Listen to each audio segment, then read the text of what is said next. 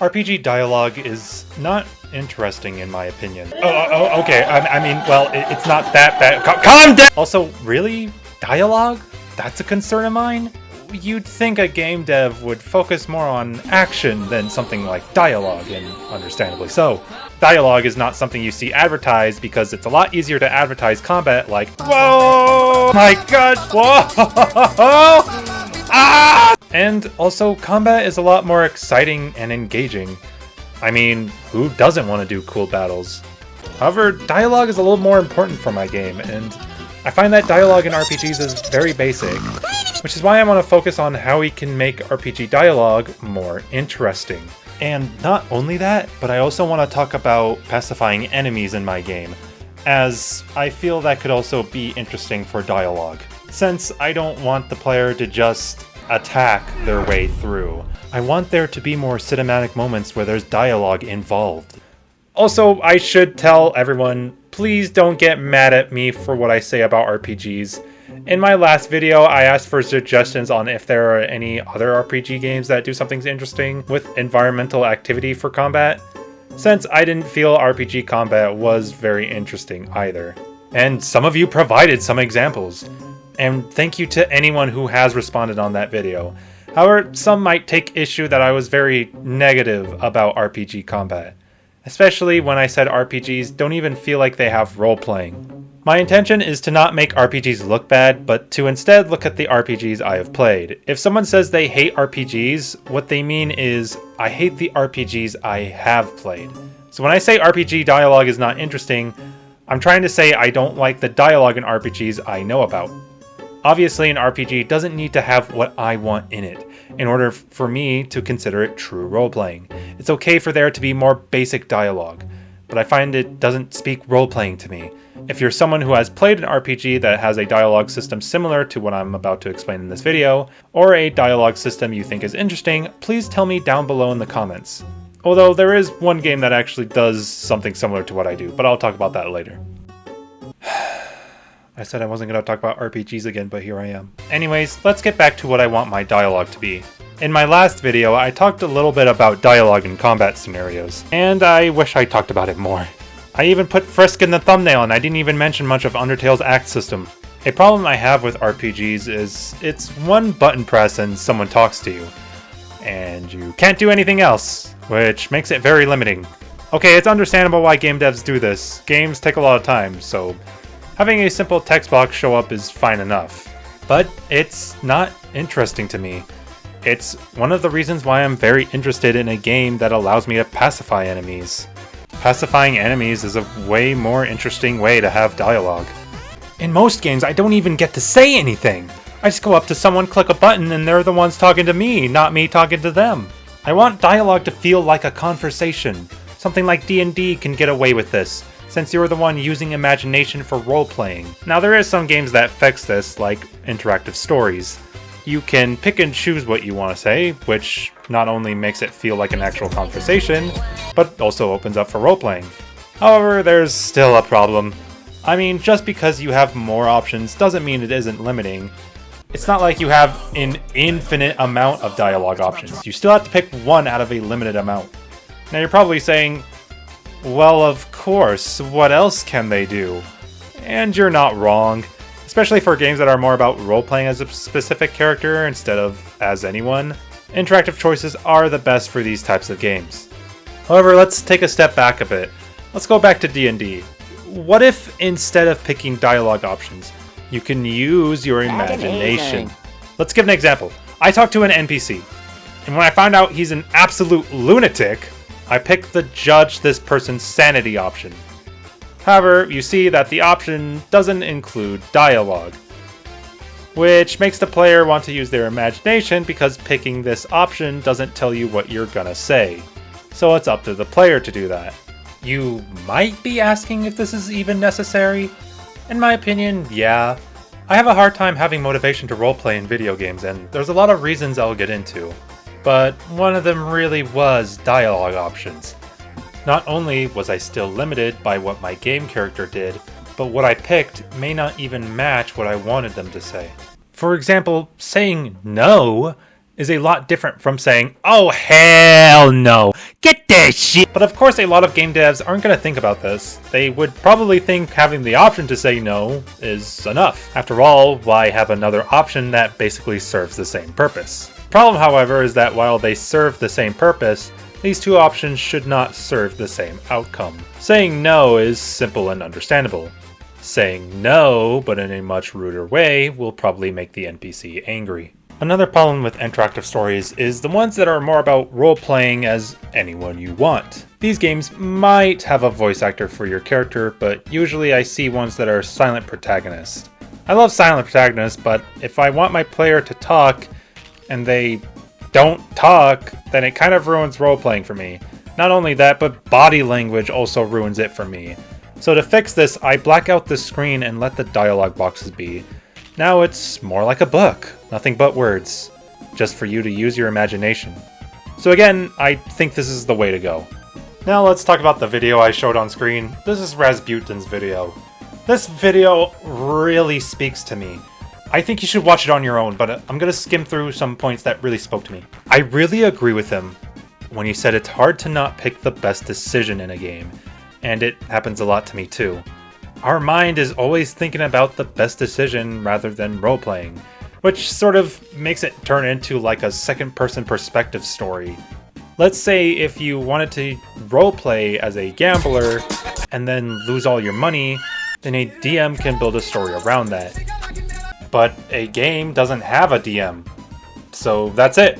You lost your money. Now go grind enemies for money, which will most likely be tedious. Not very interesting, is it? And that's another thing Rasputin talks about. It's easy to think our efforts won't be rewarded, so we don't roleplay so we can prevent that.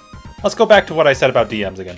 A DM can build around your character, but a game can't since, well, like I said, it doesn't have one. So the next best thing I want to do for my game is have personalization. When I was thinking about how to add personalization, I thought of a cool idea called the Dominator system. If you want to know more about it, I've talked about it before. You can go to the description if you want to watch it. Rasputin also talks about Geralt from Witcher 3, which made it easier to focus on role-playing, because he's playing as a specific character, in this case called Geralt, rather than his own character that he made. I thought that was neat, so that also inspired me to have a system where the player can roleplay as one of the party members. And lastly, I liked when he talked about focusing on character traits that players will latch onto, which I also plan to focus on. Going back to some of the comments on my last video, one person suggested games called Blades in the Dark and Baldur's Gate 3. Now, while they recommended this for my combat, I found out Baldur's Gate 3 had something similar to my role system. If you don't know what the role system is, in short, it's a complicated way to talk to NPCs where you can influence their emotions. However, it's specifically used for pacifying enemies. You can learn more in this video. Anyways, in Baldur's Gate 3, it has skill checks, which are basically randomized outcomes depending on your dice roll. Leveling up your charisma can help in giving you your desired outcome, much like my game, which I find interesting. I made this game without even knowing there was another game that did something similar. Neat. But let's get into one that really inspired me. Blades in the Dark. Oh my gosh, Blades in the Dark. I'm so glad I was recommended this. If I had to give a small description of Blades in the Dark, it's sort of like D&D, except everything is a clock, symbolized by a pie chart. The Dungeon Noobs Guide, or let's call this channel TDNG, does a better explanation on their video, but basically let's give an example. If you want to break into a house, it'll be decided by a clock. God motherfucking damn! What happened to my motherfucking clock, bitch? If the clock is filled, you have successfully broken into the house. Or let's take an example in the video he made. Instead of HP, every enemy has a clock. And once it's filled, whether through fighting, pacifying, or something else, you've won the battle. Once I heard about this on TDNG's video, it made the cogs start spinning. While the person again who commented about Blades in the Dark only talked about it with combat in mind, I thought, hey, instead of using this system for combat, I'll use it for the roll system. Yeah, so roll, well, it can be used outside of battle. The main reason for it was to pacify enemies. Now I had to think, how could I put this in my roll system? Well, there's this thing called position and effect. This might be a little bit confusing, so I highly recommend you watch TDNG's video. But anyways, let me explain it a bit. Position is more about how dangerous or unsure the action you are taking is. But in this case, since it's only used for role, it's going to be more about how unsure your action will be. This is dictated by 3 positions: controlled, risky, and desperate. Depending on your position, it will affect how you try to pacify the enemy. Then there's effects. It's all about the degree of success you can achieve on the action you chose. This is dictated by 3 effects: great, standard, or limited. So let's show how role will work in this game. Think of control, risky, and desperate as tiers. Control is better. Risky is, well, risky, and desperate is way riskier. So let's say you want to pacify an enemy. Whatever you choose to pacify the enemy, you have to roll a random number that's 1 through 6. Let's have a clock called the Pacifism clock. If you get a 6, no matter if you're on control, risky, or desperate, the Pacifism clock will go up by 3. However, if it's 4 through 5, this is where things get interesting. If you're on control, then it's only 2 slices. However, if it's risky, it's the same as control, except you got a minor consequence.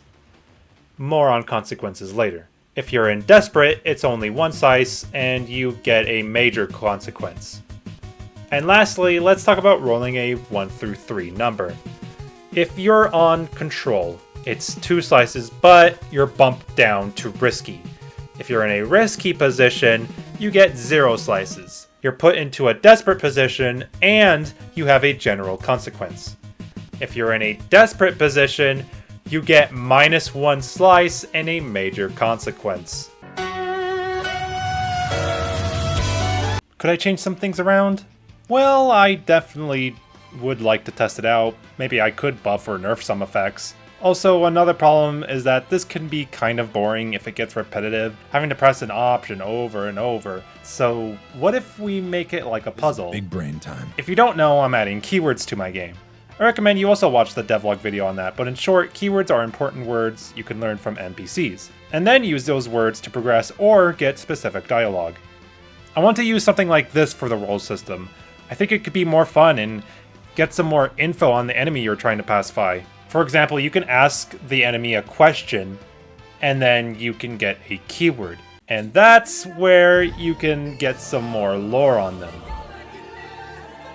So now let's talk about consequences, and how they will affect the player. Minor consequences adds +1 to an emotion clock, which makes your opponent have one of the negative emotions. General consequence adds +2 to an emotion clock. Major consequence can add +3 to an emotion clock, or it can make the enemy attack you, or cause something else specific to the enemy. Now, what do I mean by negative emotions? Well, I've explained it before, but basically when using the role system, you can make an NPC angry, sad, or happy. But in this case, since we're talking about pacifying an enemy in battle, we will also add fear. These emotions will affect how the enemy acts. Making the enemy angry will make them want to use the shoot you option. Making the enemy sad will make them want to use the shoot self option. Making the enemy scared will make them want to use a lot of items. And then there's happy, but that's not a negative emotion. I just wanted to tell you that it exists. Okay, so we've talked about role a lot, but how do we even pacify them? Well, it's simple. If you make them happy or scared, you can pacify them. Yeah, you probably didn't think about making the enemy scared enough to be pacified, right? Or in this case, it's more about the enemy is so scared of you they don't even want to fight anymore. I think it'll be interesting to not only make the enemy happy to be pacified, but also make them scared enough. I could see this going well with role-playing as well. Imagine you want to roleplay as a badass who can scare enemies off instead of killing them. Well, that does it for this video. Consider downloading Beta 2.5 for my game. I'd really recommend you play it. Or you could also play the browser version. Just keep in mind the browser version is a bit buggy. And hey, you can go watch those other devlogs I mentioned, or even subscribe and click the notification bell in case you want to get notified of any videos I upload. Alright, I'll see you later. Bye-bye!